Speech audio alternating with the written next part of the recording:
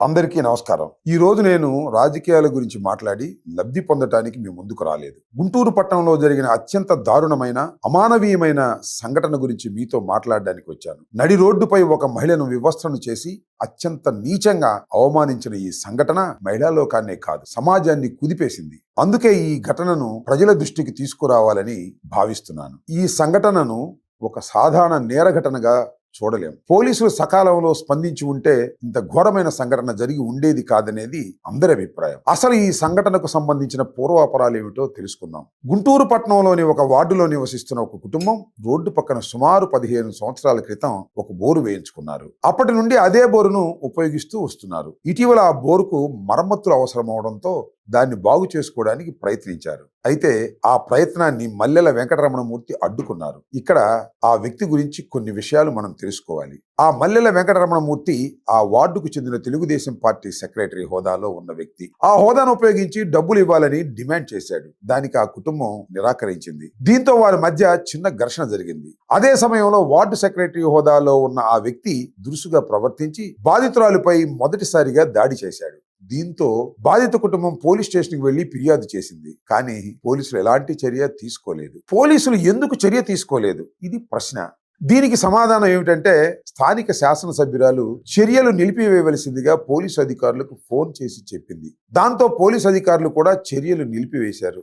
ఇంతటితో కథ ముగిసి ఉంటే తర్వాత జరిగిన ఘోరమైన సంఘటన జరిగి ఉండేది కాదు. నా మీదే పోలీస్ స్టేషన్లో ఫిర్యాదు చేస్తారా, నేను తెలుగుదేశం పార్టీ నాయకుణ్ణి అని అహంకారంతో ఆ వార్డు టీడీపీ సెక్రటరీ మరింత రెచ్చిపోయాడు. ఆ తరువాత పెద్ద సంఖ్యలో తన అనుచరులతో ఆ వార్డుకు వెళ్ళాడు. వారితో పాటు కొందరు హిజ్రాలను కూడా తీసుకువెళ్ళాడు. అనంతరం బాధిత కుటుంబంపై దాడికి పాల్పడ్డారు. అంతేకాదు బాధితురాలను నడి బజారులో వివస్త్రణ చేసి అత్యంత దారుణంగా అవమానించారు. ఇది కేవలం ఒక మహిళపై జరిగిన దాడి మాత్రమే కాదు, మానవ సమాజం మొత్తం తలదించుకునేలా చేసిన అత్యంత అమానవీయమైన ఘటన. ఈ ఘటన జరిగిన వెంటనే బాధిత కుటుంబం మరోసారి పోలీస్ స్టేషన్ కు వెళ్లి ఫిర్యాదు చేసింది. రాత్రి 1 గంట వరకు వారు పోలీస్ స్టేషన్ లోనే ఉన్నారు. అయినప్పటికీ మరుసటి రోజు వరకు కేసు నమోదు కాలేదు. నిందితులపై ఎలాంటి చర్య కూడా తీసుకోలేదు. దీనికి కూడా కారణం శాసనసభ్యురాలే స్వయంగా ఫోన్ చేసి కేసు నమోదు చేయవద్దని పోలీసుల్ని ఆదేశించింది.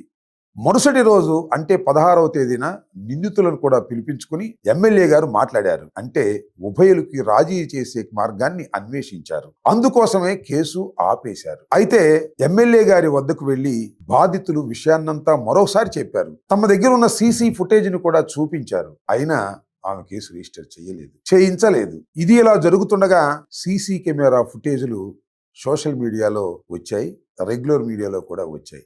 ఆధారాన్ని బయటకు వచ్చిన తర్వాత గత్యంతరం లేక పోలీసులు ఎఫ్ఐఆర్ నమోదు చేశారు. అప్పుడు మాత్రమే గల్లా మాధవి శాసనసభ్యురాలు పోలీసులకు ఆదేశించారు కేసు రిజిస్టర్ చేయమని. అయితే ఇక్కడ నేను చెప్పదలుచుకున్నది ఏమిటంటే, బాధితులకు వెంటనే న్యాయం చేయడంలో పోలీస్ వ్యవస్థ ఎంత నిర్లక్ష్యంగా వ్యవహరించిందో ఈ సంఘటన స్పష్టంగా చూపిస్తుంది. ఎఫ్ఐఆర్ నమోదు చేసినప్పటికీ వెంటనే నిందితులను అరెస్ట్ చేయలేదు. అంతేకాదు నమోదు చేసిన ఎఫ్ఐఆర్ లో కూడా సంఘటనకు తగిన సెక్షన్లు చేర్చలేదు. ఇంతలో ఈ వార్త సోషల్ మీడియాలో, ప్రధాన మీడియాలో దావాలలాగా వ్యాపించింది. ప్రజల్లో తీవ్ర ఆగ్రహం వ్యక్తమైంది. అప్పుడు ఎమ్మెల్యే గారు ఆ వార్డు పార్టీ సెక్రటరీని సస్పెండ్ చేస్తున్నట్టుగా ఒక లేఖ విడుదల చేశారు. అంటే జరిగిన తప్పుకు తనకు ఎలాంటి సంబంధం లేదన్నట్టుగా, తన చేతులకు మట్టి కాకుండా తప్పించుకునే ప్రయత్నం చేసినట్టుగా అందరూ భావిస్తున్నారు. ఈ సంఘటన రాష్ట్ర వ్యాపితంగా చర్చనీయాంశంగా మారిన తర్వాత గత్యంతరం లేని పరిస్థితుల్లోనే ముఖ్యమంత్రి గారు, హోంమంత్రి గారు స్పందించారు. నిందితులను అరెస్ట్ చేశారు. అలాగే ఈ వ్యవహారంలో అలసత్వంగా వ్యవహరించిన సంబంధిత పోలీసు అధికారులపై కూడా చర్యలు తీసుకుంటామని ప్రకటించారు. అయితే ప్రజలు కోరుకుంటున్నది కేవలం ఒక పోలీసు అధికారిని వీఆర్కు పంపటం లేదా సస్పెండ్ చేయటం మాత్రమే కాదు. అసలు విధుల్లో ఈ స్థాయి నిర్లక్ష్యం ఎందుకు జరిగింది? బాధితులు ఫిర్యాదు చేసిన వెంటనే కేసు ఎందుకు నమోదు చేయలేదు? పోలీసుల స్పందనలో ఇంత ఆలస్యం ఎందుకు జరిగింది? ఈ ప్రశ్నలకు సమాధానం కావాలి. ఈ ప్రశ్నలకు సమాధానం స్థానిక శాసనసభ్యురాలు. ఈ వ్యవహారంలో స్థానిక శాసనసభ్యురాలు పాత్ర ఏమిటి అనే అంశంపై కూడా పూర్తి స్థాయి నిష్పాక్షిక విచారణ జరపాలి. ఈ ఘటనలో బాధ్యులైన తేలిన ప్రతి ఒక్కరిపై కఠిన చర్యలు తీసుకోవాలి. వారు ఎంతటి రాజకీయ హోదా ఉన్నా, ఎంతటి పలుకుబడి కలిగి ఉన్నా చట్టం ముందు అందరూ సమానమే అనే సందేశం సమాజానికి వెళ్ళాలి. ఒక మహిళపై ఇలాంటి దారుణం జరిగితే తప్పు చేసిన వారు స్థానిక శాసనసభ్యురాలైనా శిక్షించాల్సిందే అనేటువంటి సందేశం ప్రభుత్వం ప్రజలకు ఇవ్వవలసిన బాధ్యత ఉంది. అదే నిజమైన న్యాయం, అదే చట్టపాలన కూడా అవుతుంది. ఈ సందర్భంగా నేను ఒక్క డిమాండ్ చేస్తున్నాను.